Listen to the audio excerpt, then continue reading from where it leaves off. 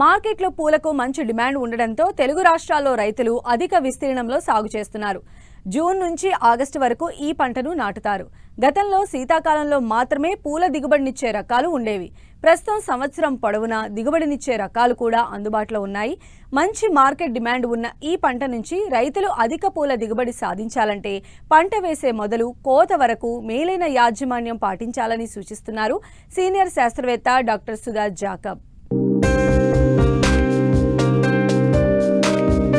పూల సాగు రైతులకు అత్యంత ఆశాజనకంగా ఉంది. గిరాకీ ఎక్కువవటం, మార్కెట్ ధరలు పెరగటం, ఎగుమతి అవకాశాలు ఊపందుకోవడంతో పూల సాగుకు రైతులు మొగ్గు చూపుతున్నారు. దేనికి తోడు గ్రీన్ హౌజ్లలో పూల సాగు చేసే రైతులకు ప్రభుత్వం నుంచి మంచి ఆర్థిక సహకారం అందుతుండటంతో అన్ని ప్రాంతాల్లోనూ పూల సాగు చేసే రైతుల సంఖ్య రోజురోజుకు పెరుగుతోంది. ముఖ్యంగా చామంతికి సంవత్సరం పొడవునా మంచి డిమాండ్ ఉంటుంది. అయితే శీతాకాలంలో మాత్రమే పూలు పూసే ఈ పంట 5-6 నెలలకే పరిమితమవుతోంది. అయితే ఈ పంటను పాలీహౌజ్లలో సాగు చేస్తే సంవత్సరం పొడవునా దిగుబడులను తీసుకునే అవకాశముంది. సాధారణంగా జూన్ జూలైలో మొక్కలు నాటుతుంటారు. నవంబర్ నెలలో పూలు పూయడం ప్రారంభమవుతుంది. జనవరి ఫిబ్రవరి వరకు పంట దిగుబడులు వస్తుంటాయి. అయితే ఆ మొక్కల నుంచే దాదాపు 5 నుండి 6 సెంటీమీటర్లు ఉన్న కొమ్మలను కత్తిరించుకుని ఫిబ్రవరి మార్చి నెలల్లో నారుమడిగా నాటుకోవాలి. అవి పిలక మొక్కలుగా తయారై జూన్ జూలైలో నాటుకోవడానికి అనుకూలంగా ఉంటాయి. తద్వారా నాణ్యమైన మొక్కలతో పంట అభివృద్ధి వేగంగా ఉంటుంది. అంతేకాకుండా విత్తనం ఖర్చు కూడా తగ్గుతుంది.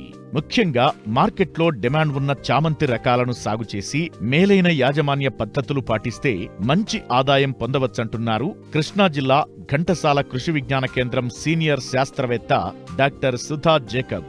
ఇది నాటుకునేటువంటి పద్ధతిని మనం గమనించినట్టయితే నాటుకోవడానికి ముందే భూమిని మనం 2-3 సార్లు దున్నుకొని దాంట్లో ఒక 5-6 టన్నుల పశువుల ఎరువు మనం వేసుకోవాలి. తర్వాత వీటిని మనం పొలంలో నాటుకొని కలుపు అంతటిని కూడా మనం సమర్థవంతంగా నివారించుకోవాలి. తర్వాత మనం ఎరువుల యాజమాన్యం గమనించినట్టయితే 30 నుంచి 42 కిలోలు ఇచ్చేటువంటి నత్రజని ఎరువులు మనం వేసుకోవాలి. తర్వాత ఒక 20 నుంచి 24 కిలోల భాస్వరం ఎరువులు, తర్వాత 30 నుంచి 40 కిలోలు ఇచ్చేటువంటి పొటాషియం ఎరువులు మనం తప్పనిసరిగా వేసుకోవాలి. మనకు చివరి దుక్కులోనే జింక్ వంటి సూక్ష్మధాతులో పోషకాలను కూడా మనం తప్పనిసరిగా వేసుకోవాలి.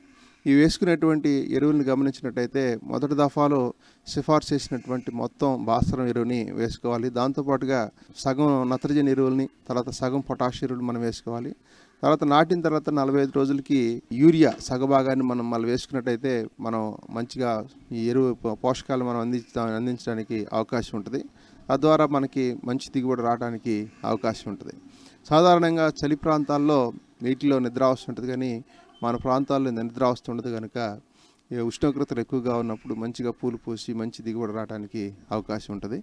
కనుక ఈ యాజమాన్య చర్యలు మనం చేపట్టి మనం చామంతిని సాగు చేసినట్టయితే మనం అధిక దిగుబడిని సాధించడానికి అవకాశం ఉంటుంది.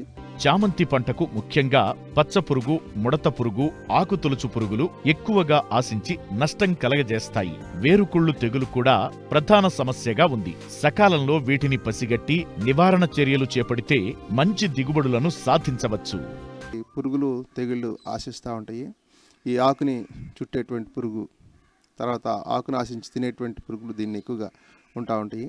సో వీటి నివారణకు క్లోరోపైరిఫాస్ అనేటువంటి మందుని లీటర్ నీటికి 2.5 ml మనం పిచికారి చేసినట్టయితే మనం దీన్ని సమర్థవంతంగా నివారించుకోవడానికి అవకాశం ఉంటుంది.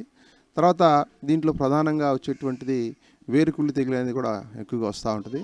మనకి తెగులు వచ్చినప్పుడు మొక్కలు వేరు కుళ్ళిపోయి చనిపోవడానికి అవకాశం ఉంటుంది. కనుక ఈ తెగులు ఆశించినప్పుడు మనం కాపరాక్సిక్లోరైడ్ 3 గ్రాముల లీటర్ నీటికి కలిపి మనం మొదలు తడిసేటట్టు పోసినట్టయితే దీన్ని సమర్థవంతంగా అధిగమించడానికి అవకాశం ఉంటుంది. తర్వాత ఈ సమస్య ఉన్నటువంటి భూముల్లో ట్రైకోడర్మా విరిడి ఒక 2 కిలోలు తీసుకొని ఒక 90 కిలోలు పశువుల ఎరువు కలిపి 10 కిలోల వేపపిండి కలిపి ఒక 10 నుంచి 15 రోజుల పాటు వాటిని వృద్ధి చెందించి ఈ వృద్ధి చెందించినటువంటి ట్రైకోడర్మా మిశ్రమాన్ని మనం పొలంలో వేసుకున్నట్టయితే ఈ భూమి ద్వారా వచ్చేటువంటి శిలీంద్ర సంబంధమైనటువంటి తెగుళ్ళు మనం రాకుండా సమర్థవంతంగా అధిగమించడానికి అవకాశం ఉంటుంది. కనుక మనం తప్పనిసరిగా వేసుకోవాల్సినటువంటి అవసరత ఉందన్నమాట. సో కాబట్టి ఈ మేలైనటువంటి యాజమాన్య చర్యలు మనం పాటించినట్టయితే చామంతిలో మనం అధిక దిగుబడి సాధించడానికి అవకాశం ఉంటుంది.